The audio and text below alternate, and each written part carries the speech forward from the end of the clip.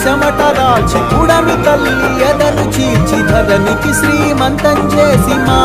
కళ్యంతం చేసి తీరొక్క పంట తీసి లోకము కడుపు నింపి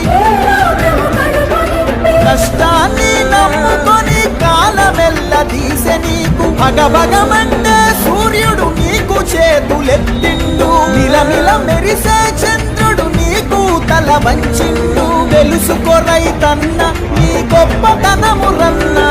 సమాజానికి దిక్కు నువ్వు సస్తవెందుకన్నా సమాజానికి దిక్కు నువ్వు సస్తవెందుకన్నా